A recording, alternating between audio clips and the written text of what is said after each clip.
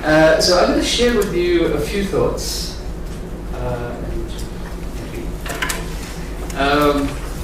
around building the vanguard of our future water security. I was very interested in those last couple of slides around wastewater beneficiation, because that's what we're starting to call it now. And in fact, the theme for next year's World Water Week in Stockholm is exactly that. It's wastewater recovery and reuse. This is really big. And I'm really glad that that presentation had come up. And this is something that we're going to have to do more and more and more of, and I'll talk about that a little bit in our presentation.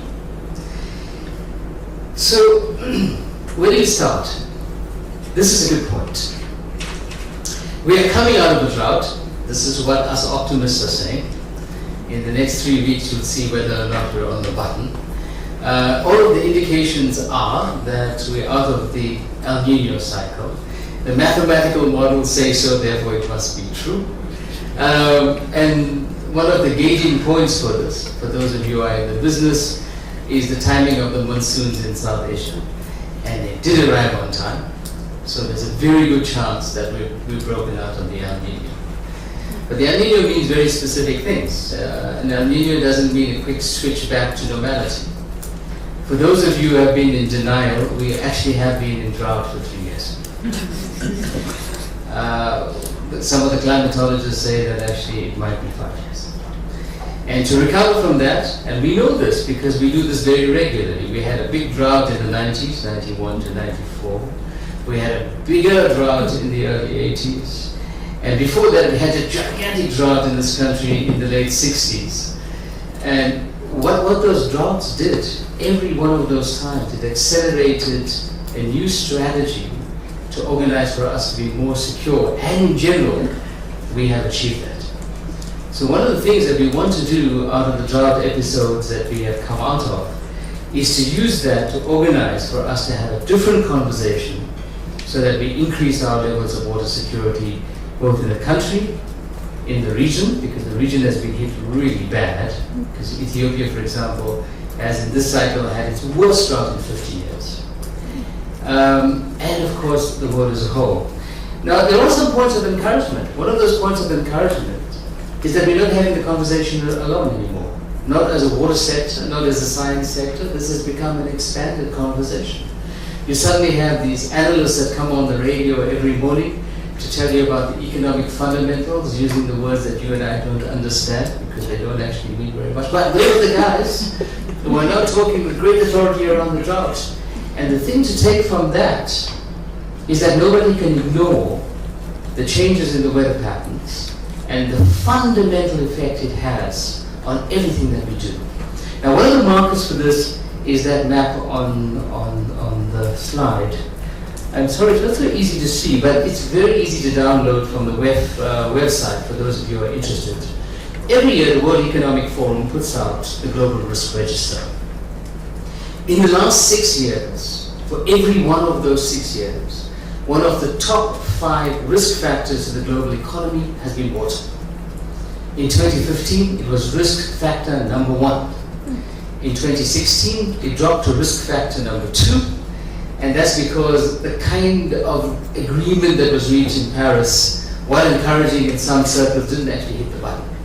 So climate change has overtaken water as the major risk to the global economy going forward.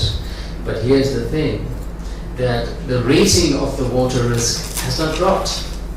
It has the same likelihood and it has the same level of impact in the analysis. And if you go into the report, it will tell you that. But the most important thing about that is who is talking about the water risk. Because the Global Risk Register isn't for you and I. We like to read it. It's primarily used by industry around guiding what their future strategy is around water. It is used as a primary tool by investment houses as to what to invest in going into the future. These are the people that are now having the conversation around resource scarcity and in particular water scarcity, and that is encouraging for us. The second thing is, and I see a couple of folk around the room who've actually written about this, is that we are in a different climate era. If you want to have the interesting debate about whether or not climate change is real, I suggest you send your tweets to the presidential debate in a very large country just to the north of us. Because for the rest of the world, there is no debate anymore. We know that climate change is real. We know that climate change is a direct result of our anthropogenic activities over the past 150 years. But here's the story. That's the reality for us now, is that this map is telling us what the average temperature has been over the past 200 years and where it is going to. Now, 2015 was the hottest year on record. It's very interesting how Michel Giraud spoke about it. He's the DG of the World Meteorological Organization, the WMO. When he was introducing this in press conference, he said, 2015 has been the hottest year to date. And that's interesting because already March 2016 has been the hottest March in the world to date in recorded history. And August has been the hottest August to date in human history. It's telling you that the possibility of the trend is in a particular direction. Now behind that, we have lived through these couple of years of drought with great difficulty. We have understood what its impact is on the economy. I mean, our agriculture and our national food security is in a difficult space. And this is for the country that probably has the most developed agronomy on this continent and probably is one of the top 30 in the world. We've taken a hit, a very big hit. I mean, I don't know what the stats are feeling, but we imported staples after a very long time. After being a net exporter for decades, we've had to go in the other direction. We've also seen queues of people standing next to water tankers in various little towns around the country. And it gives us a sense of not only the impact on the economy as a whole, but the personal impact at a household level. So, and on the back of that, we've seen food price inflation.